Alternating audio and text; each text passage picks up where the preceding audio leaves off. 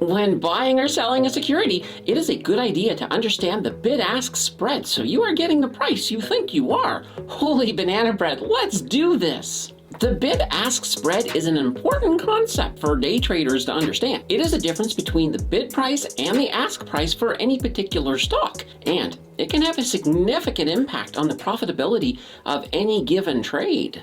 The bid price is simply the highest price that the buyer is willing to pay for that stock, while the ask price is the lowest price that a seller is willing to accept for that very same stock. This spread is an important consideration for day traders and for investors when buying stocks. Before we price that stock, tell me in the comments if you currently use the bid-ask spread when you are buying a security. Thank you for dropping in on the home of free financial content on YouTube. While you are here, please like and subscribe as you don't want to miss a single moment. And a huge thank you for that click.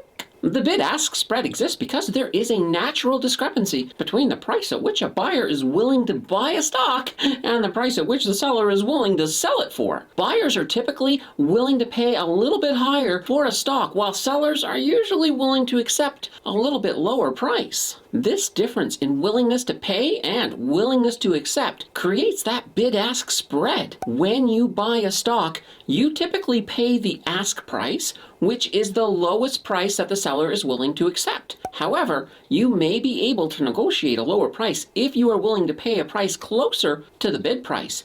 In general, the wider the bid-ask spread, the more difficult it may be to buy a stock at a good price. And just to make that a little bit more clear, when you are buying a stock, more times than not, you will end up paying the ask price for that stock. When you're selling the stock, more times than not, you're going to receive the bid price. When day trading, the goal is to buy low and sell high. The bid-ask spread can affect this goal in two ways. First, the spread represents the difference between the price at which you can buy a stock and the price at which you can sell it. If that spread is wide, it can be very difficult to make a profit on a trade, even if the stock is moving in the right direction. Second, the bid-ask spread can also affect the liquidity of a stock. Stocks with high liquidity tend to have a narrow bid-ask spread, as there are many buyers and sellers willing to trade the stock at close to the same price. This makes it easier for day traders to enter and exit positions quickly and at a good price. On the other hand,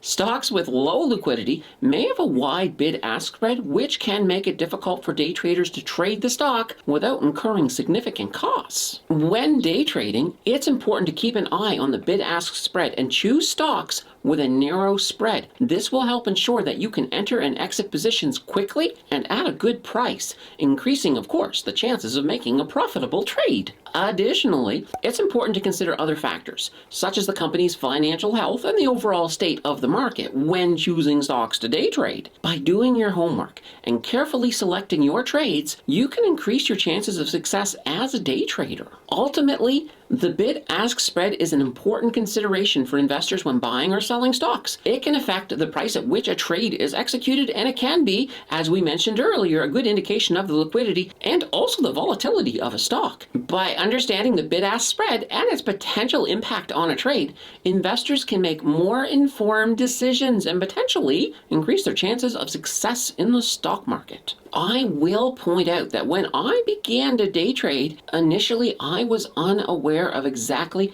how important it was to pay attention to that bid-ask spread. And there were some situations where I thought I was making a profit and I ended up taking a loss. Why? Because I didn't look at the bid-ask spread. So it is definitely something very important to pay attention to.